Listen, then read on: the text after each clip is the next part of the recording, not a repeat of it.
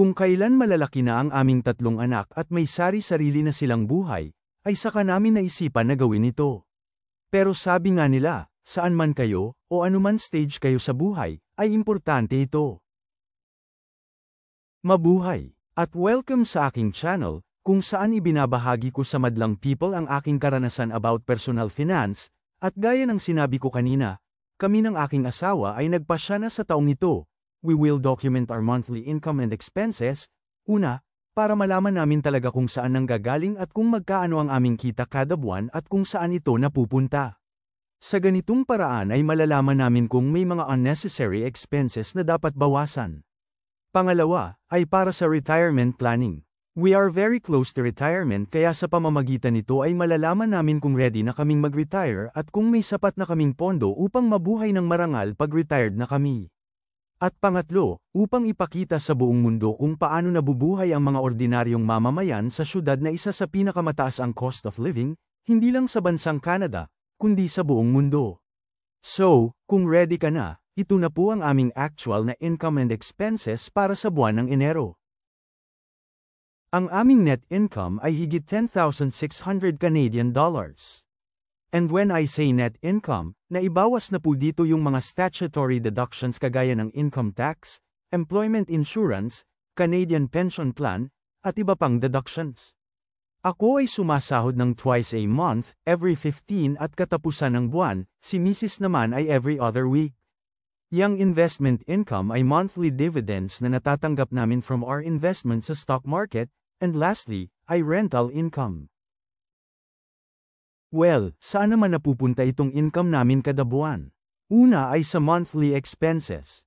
Ito yung pang-araw-araw na gastusin sa buhay. Pangalawa ay sa savings account which is basically our emergency fund, at pangatlo ay sa investments. Una sa monthly expenses ay housing. Ang bahay namin ay 2-bedroom condo at ang monthly mortgage namin ay higit $2,000 plus straight fee. Ang home insurance ay binabayaran namin once a year sa buwan ng Marso, pati din ang property tax sa buwan naman ng July. Number 2 sa monthly expenses ay transportation, kung saan kasali dito ang expenses sa gas, car insurance, at repair and maintenance. Nagko-commute din si Mrs. going to work kaya meron siyang Compass card para sa pagsakay sa train at buses. Number 3 sa monthly expenses ay utilities, kung saan kasali dito ang bill namin. Una, sa BC Hydro para sa water and electricity. Pangalawa, yung monthly bundle para sa internet, TV, telephone, at home security. Pangatlo, yung mobile phone plan namin ni Mrs. Number 4 sa monthly expenses ay living expenses, kung saan kasali dito ang groceries, meals and snacks, personal needs, at iba pa. Katulad ng isang tipikal na pamilya, dito napupunta ang pinakamalaking halaga ng aming monthly income. Number 5 sa aming monthly expenses ay charitable donations kung saan meron kaming tinutulungan na poor but deserving students in the Philippines para sa kanilang pag-aaral.